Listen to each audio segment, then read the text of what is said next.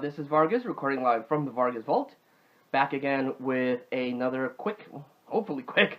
I always say I'm going to make a quick video and it doesn't actually pan out, but hopefully a quick pickup video.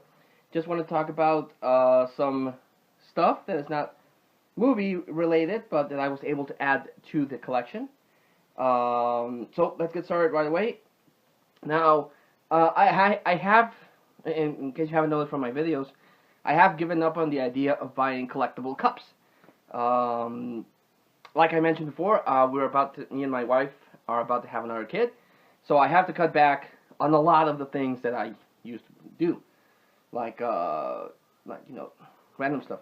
The only thing that I've kept are the main passions in my life, which is comic books, movies, video games, and wrestling. Those are the four things, and costumes. Anything costume related are the five things that I'm going to keep. Everything else, for the most part, I've pretty much left behind. And other than movies, which, as you've probably seen in my channel, is the only thing I constantly am picking up. I'm picking up movies most of the time. But collectible cups, these nippleless collectible cups, are something that I've given up on. I'm actually in the process of selling those collectible cups because I need the space and I need the money. So that's something that's going. But the movie theaters that I go to, and even when I don't frequent as much, are still producing quality products. One of the things that I want desperately, and I'm trying, I go frequently to see if they're already selling them, is a popcorn holder shaped like the Infinity Gauntlet. That thing is freaking amazing, and if I'm able to get it, I'll showcase it here. But one of the things that I saw and I thought was cool was this little thing. This is from Cinemax, and this is Hulk's hammer from Thor Ragnarok. This is a popcorn holder, a very small popcorn holder. You can't really put that many popcorns in it, and functionally it's not that useful because you have to grab it like here and then eat the popcorn. You can't just place it somewhere like some of the other products. But I already have Mjolnir, a very, very cool Mjolnir electronic lights and sounds. And I liked the design of Hulk's hammer, the one that he uses very briefly against Thor in his battle in Thor Ragnarok. So I thought this was pretty cool. I picked it up. It was on sale because Ragnarok came out a couple of months ago. So they had it in liquidation, and I like it. It has a strap that you can, put it on the side. So pretty cool. It's a prop for a costume, or I can have myself a little battle of hammers between my daughter using Mjolnir and me using Hulk's hammer. I like the design. I like it a lot. Very, very cool. Also, this is a present for either my daughter or my son, whoever ends up liking The Legend of Zelda. But my wife purchases certain things from a Facebook seller, and then we go and pick it up. And one of the things that she had was this little thingy, which I had seen before in Toys R Us. In that Toys R Us store that we went to that was closing down, they had this. It was a little expensive, but this lady had it, and I ended up picking it up. And it's a pair of Toon Link glasses. Now the thing is that they're actually kind of big. They fit me, but then again, I don't know if that's because I'm short or what have you. But I think they're pretty cool.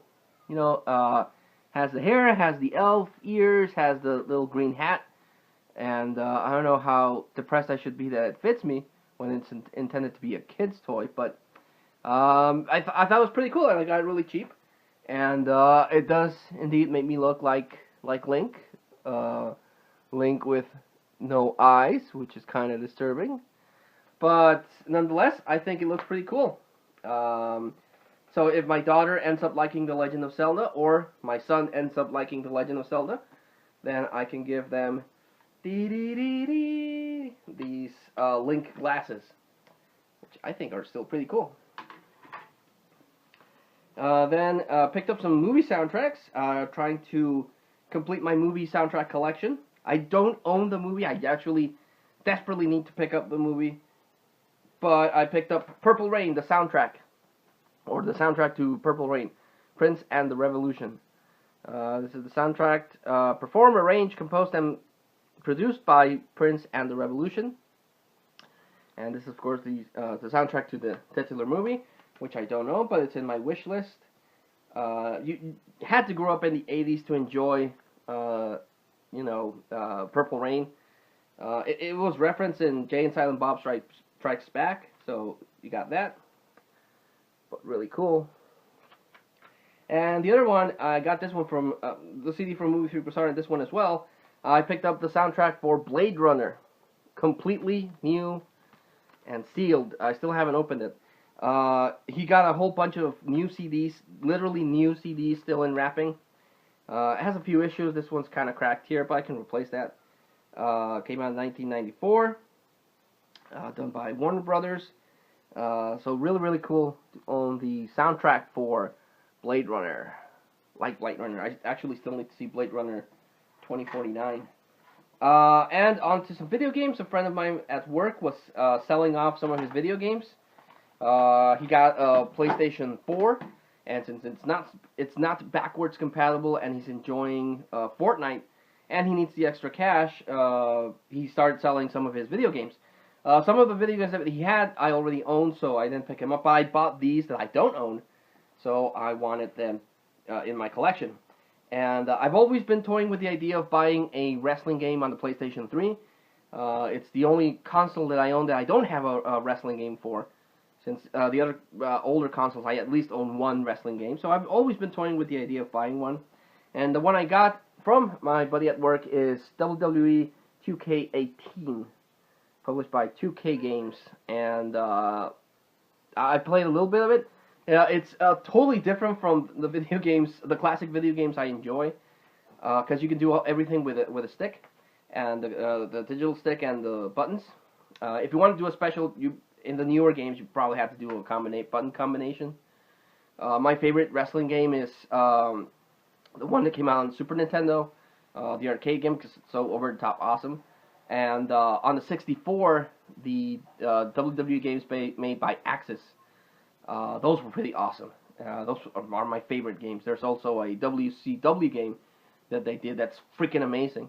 But I haven't enjoyed most new gen games because they get either too complicated or too cumbersome.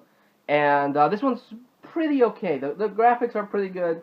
The intros are pretty cool. Loading time kind of sucks, but it's pretty cool. And the only thing that I haven't gotten used to yet is the reversal mechanic.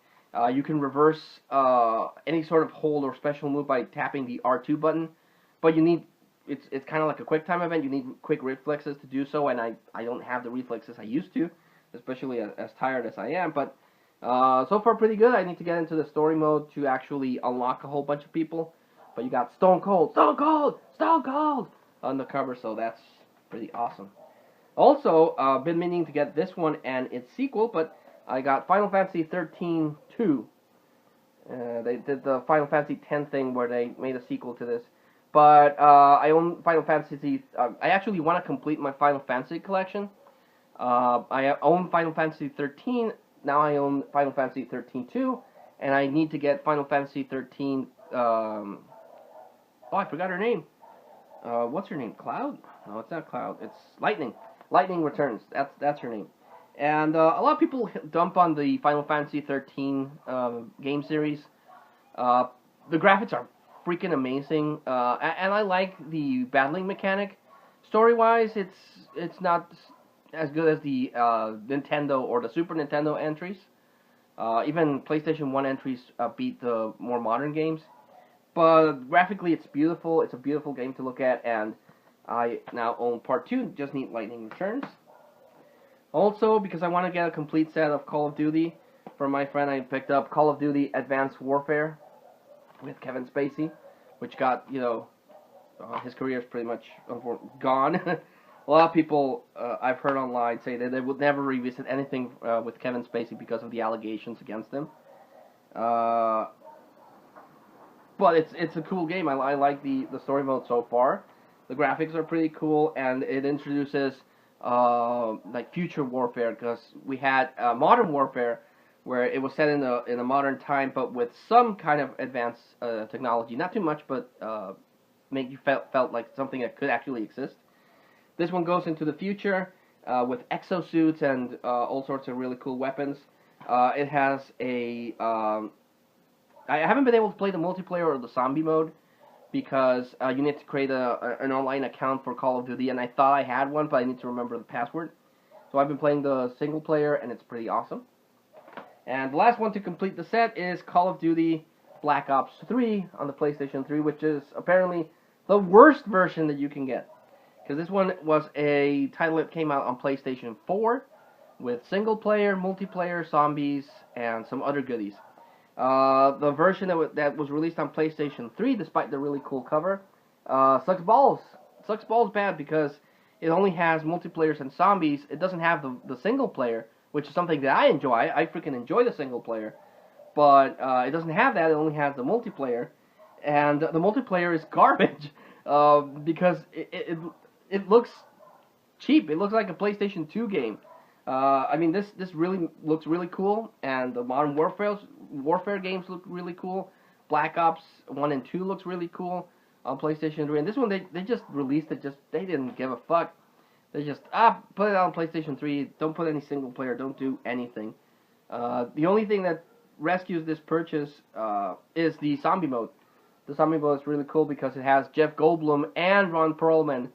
You know, they scan their faces, and so the characters have their likeness and their voice. So that saves the purchase because it has, again, Jeff Goldblum and Ron Perlman, and I freaking love those two actors.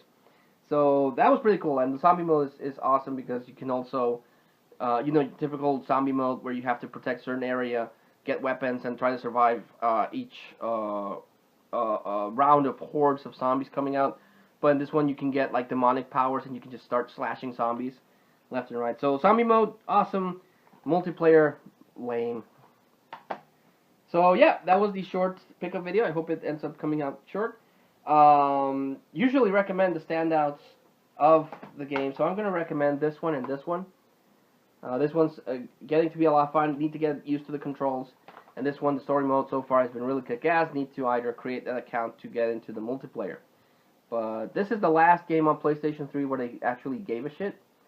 After that, we have products like this. And I don't think I'm going to get a PlayStation 4 anytime soon. I want to get a Switch, but there's no Call of Duty on the Switch as of right now. So my collection Call of Duty collection will be complete as soon as I can get the one that came out on GameCube and one that came out on PSP, and that's it. I'll own every single Call of Duty that has been released from GameCube all the way to PlayStation 3. So yeah, thanks so much for watching, guys. I appreciate your views, your likes, your comments. Until I see you all again, this was Vargas in the Vargas Vault, thanking you all as always, and signing out.